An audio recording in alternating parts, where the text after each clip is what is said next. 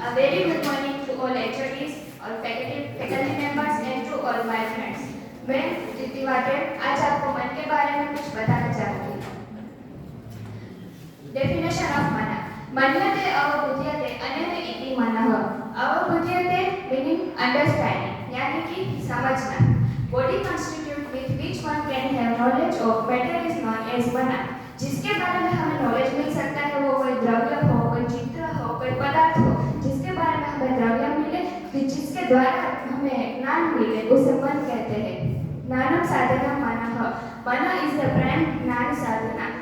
मन को ज्ञान के लिए साधन माना गया है, जिसके द्वारा हमें ज्ञान मिले उसे मन कहते हैं. उत्पत्ति ऑफ मन.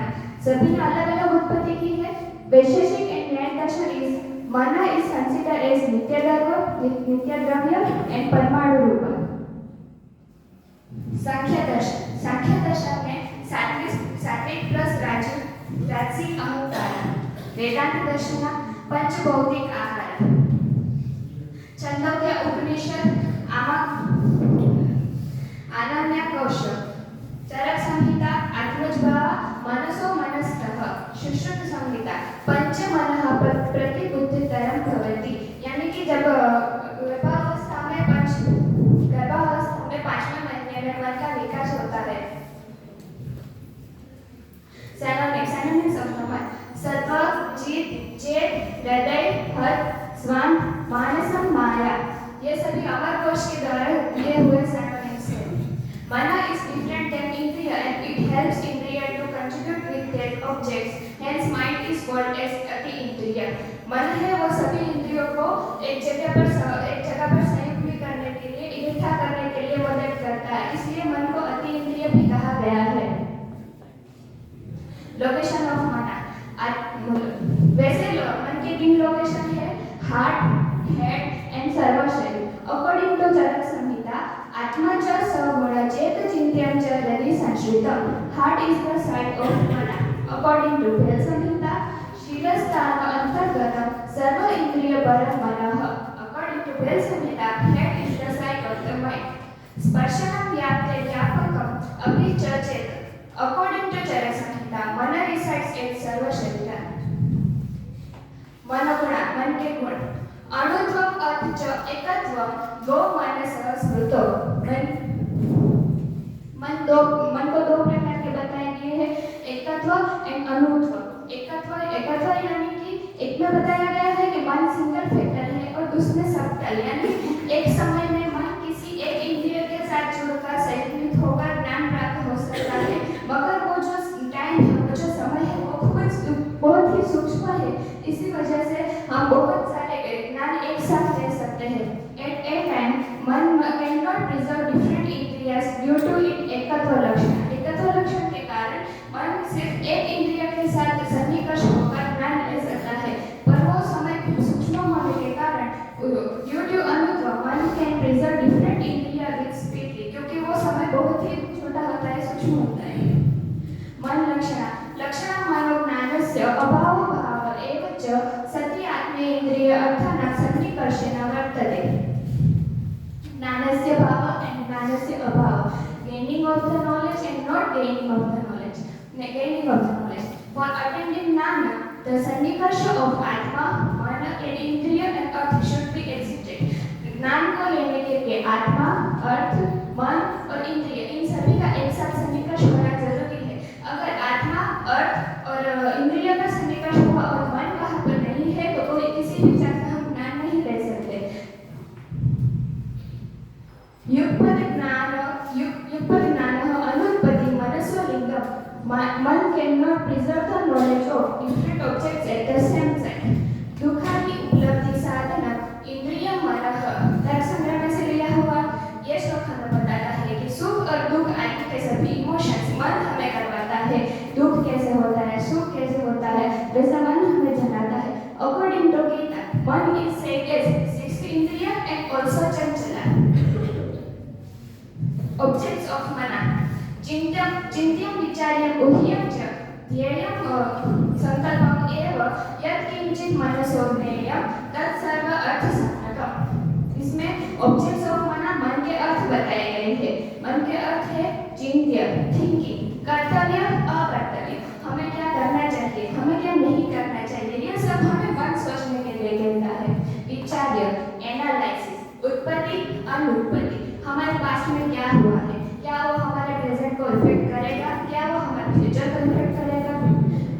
तर्क, रीजनिंग, संभावना, हम सभी ऐसे कैसे संभावना लगाते हैं, आज ये होगा, कल ये होगा, या फिर आज शाम को ये होगा या 1 घंटे बाद ये होगा, ये संभावना। ध्येय, कंसंट्रेशन, एकाग्रता, जैसे पढ़ने में हम कहते हैं हमारी एकाग्रता नहीं लगती, या सभी क्लास के बच्चे एक ही चीज पर एकाग्रता नहीं लगा सकते। संकल्प, डिटर्मिनेशन, गुण और दोषों के साथ लिया गया हो, गुण और दोषों की वजह से लिया गया होगा जो बच्चा संकल्प, हम वैसे भी संकल्प लेते हैं अपनी लाइफ में, ऐसा करूँगा, मैं ऐसी करूँगी, ये सब मन के अर्थ है।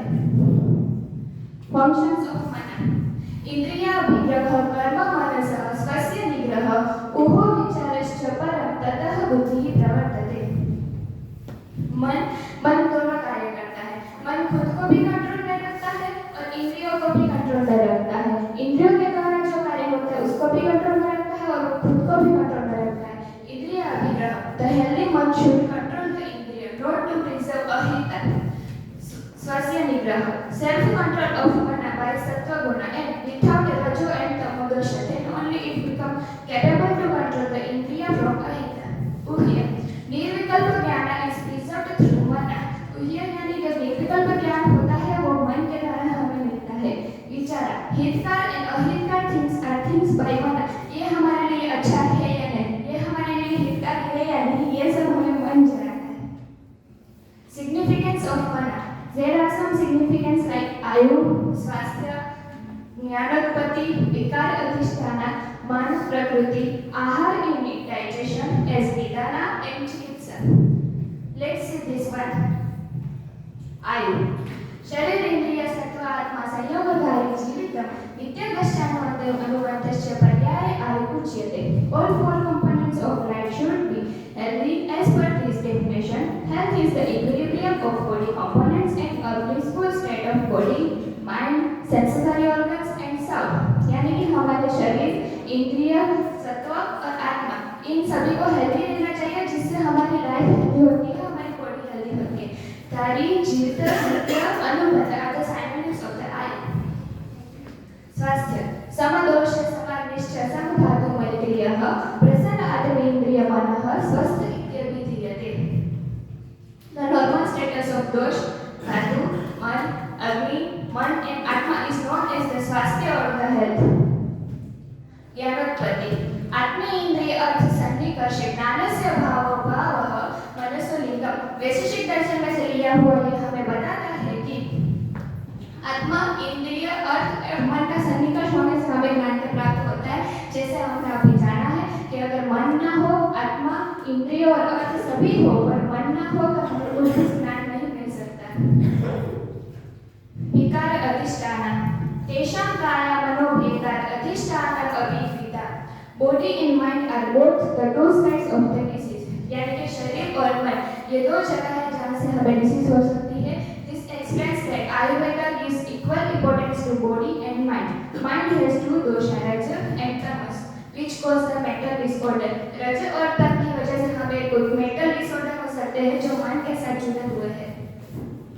मन प्रकृति. The word मन प्रकृति means natural or original from or original source of individuals psychological qualities. मन प्रकृति यानी कि प्राकृतिक और जहाँ से वो उत्पन्न हुआ है. मना है all 3 gunas, sattva, rajas and tamas. Therefore, mana prakriti are also classified as sattvic, rajasic and tamasic manas prakriti. Mana prakriti assessment is helpful to understand the nature of the person to find nidana. मन प्रकृति जैसे कि सात्विक, राजसिक और तामसिक, उसकी वजह से हमें इंसान की प्रकृति जान सकते हैं. सात्विक, राजसिक, तामसिक. सात्विक यानी कि जो काम को आगे आगे करे, जो एक्साइटेड होता है काम करने के लिए. राजसिक जो काम करे पर टाइम पर नहीं कर सकता है पर उसे करना हो तो. एंड तामसिक यानी जो आलसी, जो उसको करना हो तो ही करेगा, वरना नहीं करेगा. आहार, mind is nourished from food. Chandogya Upanishad described that the gross part of the food generates the feces.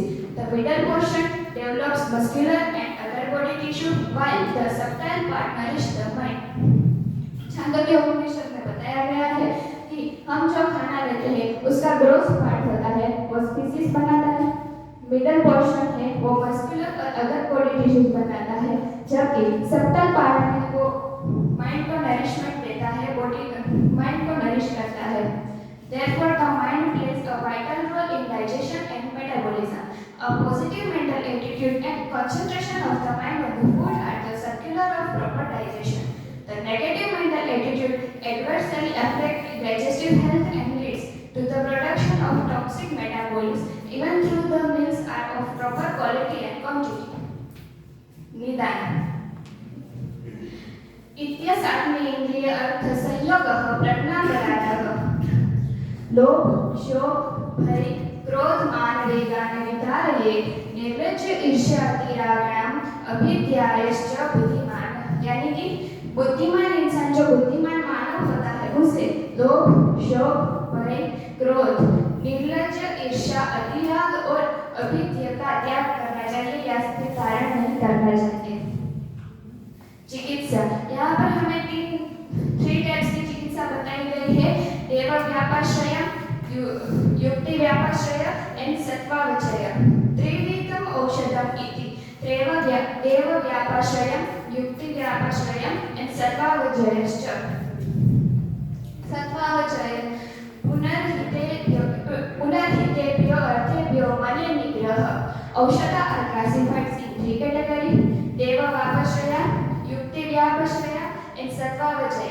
Out of them, सत्वावचय means control the mind for avoid the harmful things. सत्वावचय यानी कि मन जो हमें harmful things है, जो हमें नुकसानकारी है, जो हमारे लिए कोई काम की नहीं है, उनसे हमें और दूर रखता है. Therefore, mind plays major role in the maintenance of health, along with disease, magnification and also in treatment. Thank you.